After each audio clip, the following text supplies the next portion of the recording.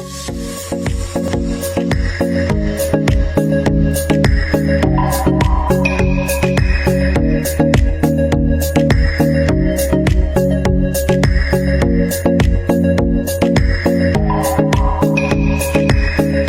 वालेकुम जी। मेरा नाम सैयद आसिम इब्राहिम और प्रोफेशनल लाइफ में तकरीबन 20 साल का एक्सपीरियंस है मेरा। 15 साल तकरीबन रियल एस्टेट सेक्टर और 5 साल अदर इंडस्ट्रीज़ में मैंने गुजारा है। रियल एस्टेट सेक्टर में multiple projects, high rise building, corporate की और मिक्स बिल्डिंग्स, जिसमें आप कह सकते हैं कि रेजिडेंशियल एंड कमर्शियल और हाउसिंग सोसाइटीज़ वगैरह, इन सब में मेरा एक्सपीरियंस है।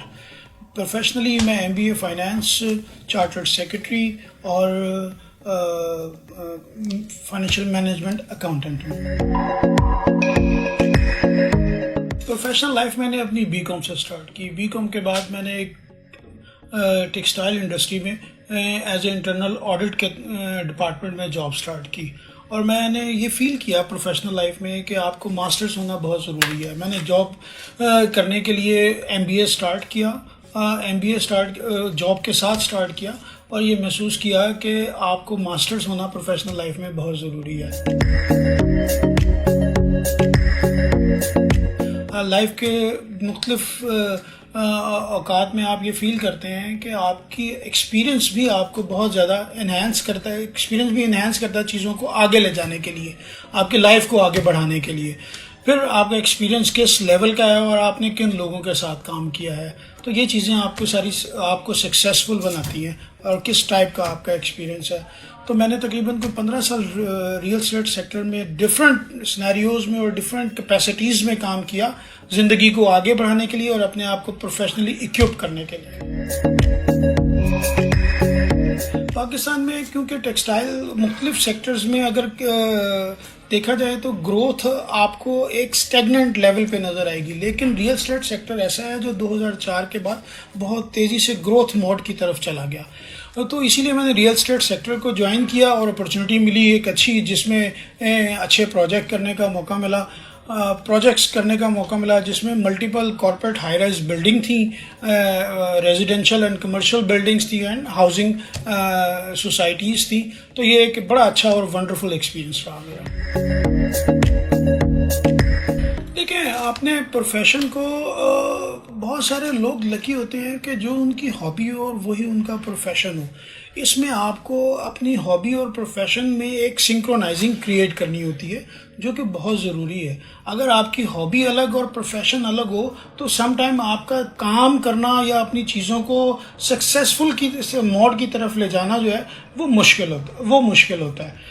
तो मैंने थोड़ा सा अपने काम के लिहाज से थोड़ा सा क्रेज़ी था। जो टास्क में अचीव करने की कोशिश करता था या जो टास्क मुझे मिलता था तो हमेशा मैं उसमें क्रेज़ी होता था और उसमें अपने आप को ग्रोथ मोड और क्रिएटिव मोड में रखता था कि जो काम मैं आज किया है कल या दोबारा वो मुझे काम अगर करना पड़े तो मेरा उससे बेहतर तरीके से कर सकूं। तो यही इंसान की एक सक्सेस का एक राज होता है। प्रोफेशनल लाइफ में आप एक जंगल में एक शिकार की तरह होते हैं, जिसमें लोग आपको हंट करना चाह रहे होते हैं और आपने अपने आप को बचाना होता है।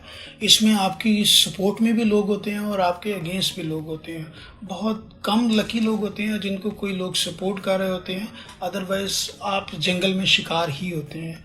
मैं अपने आप को ब्लेस्ड कहूँगा कि अल्लाह ताला की तरफ से मुझे लाइफ में बहुत, मेरे बॉस भी हमेशा सक्सेसफुल मिले और उन्होंने मुझे हमेशा सपोर्ट किया, क्योंकि मैंने क्रिएटिविटी और चीज़ों को इन टाइम टास्क को कंप्लीट करना ही मेरा मकसद होता था।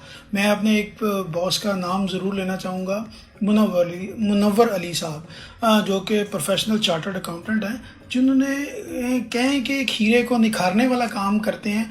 उन्होंने मेरे साथ वो किया कि मुझे ऐसी मेरी क्वालिटीज़ को शार्प किया कि मैं उसमें फ़ील करता हूँ आज तक कि मेरी सक्सेस जो है वो उन क्वालिटीज़ को शार्प करने की वजह से, और उनकी सपोर्ट हमेशा लाइफ में अभी तक मेरे साथ है।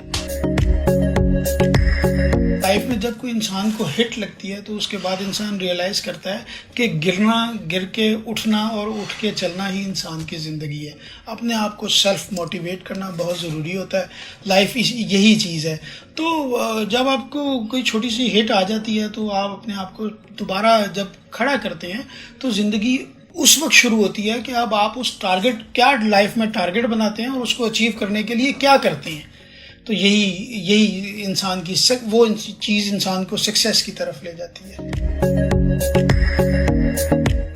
एक दफ़ा मैं एक स्नूकर क्लब में गेम खेल रहा था तो मेरी मदर जो है वो मुझे वहाँ पर बुलाने आ गई और उन्होंने मुझे इंतहा का डांटा और उसके बाद मैं उस स्पोर्ट से बिल्कुल क्विट किया और आज आपके सामने एक एज एक सक्सेस स्टोरीज़ में एक अपना लाइफ को बयान कर रहा हूँ। तो ये पेरेंट्स का विज़न होता है जो आपको सक्सेस की तरफ लेके जाता है और एक हमारा टेम्परेरी विज़न होता है चाइल्डहुड में जो कि हमें इतना दूरस्थ नज़र नहीं आ रहा होता और पेरेंट्स के विजन की वजह से इंसान सक्सेसफुल होता है। बिल्कुल करता हूँ मैं मेरे पेरेंट्स तो दोनों वफ़ात पा चुके हैं, अल्लाह ताला उन्हें जन्नत नसीब करे, लेकिन मैं अभी भी अपनी फैमिली और अपनी वाइफ और बच्चों के साथ तमाम घरेलू कामों में उनकी फुल हेल्प करता हूँ। कभी कभी संडे को कुकिंग एंड एटसेट्रा ये छोटी छोटी चीज़ें होती हैं फ़न जो कि लाइफ में मज़ा क्रिएट करती हैं, ये ज़रूरी है, करना चाहिए। कि इस वक्त पाकिस्तान में कोविड की एक सिचुएशन क्रिएट हुई है। इसमें इन्वेस्टर के पास पैसा तो बहुत सारा है लेकिन इस वक्त वो होल्ड करके बैठे हुए हैं, ये देख रहे हैं कि किस प्रोजेक्ट पे इन्वेस्ट करना है, लेकिन उनको टाइम फ्रेम और चीज़ों का अभी अंदाज़ा नहीं है कि चीज़ें कब क्लियर होंगी, इकोनॉमी कब बेहतर होगी, इकोनॉमिक साइकिल हमारा कब बेहतर होगा और ये इंटरेस्ट रेट और लैंडिंग चीज़ें कैसे फेवर में आएंगी, तब इन्वेस्टर अपना पैसा प्रोजेक्ट के ऊपर इन्वेस्ट करता है और फिर ये इकोनॉमिक साइकिल बेहतर होना शुरू हो जाता है। बहुत शुक्रिया दोस्तों। और मैं ऐलान का सबसे ज़्यादा शुक्रिया अदा करना चाहूँगा कि जिसने मुझे ये अपॉर्चुनिटी प्रोवाइड की कि मैं आप लोगों को अपने व्यूज़ और अपनी फीलिंग्स के बारे में, अपनी सक्सेस के बारे में बता सकूँ। ऑब्वियसली इसमें सब लोगों के लिए इन्फॉर्मेशन है, मेरे लिए भी लाइफ में लर्निंग हर स्टेज के ऊपर रहती है। ऐलान एक बेहतरीन काम कर रहा है और मैं समझता हूँ कि इस काम से जो इन्फॉर्मेशन जनरेट हो रही है वो आपके और हमारे सबके फ़ायदे की है।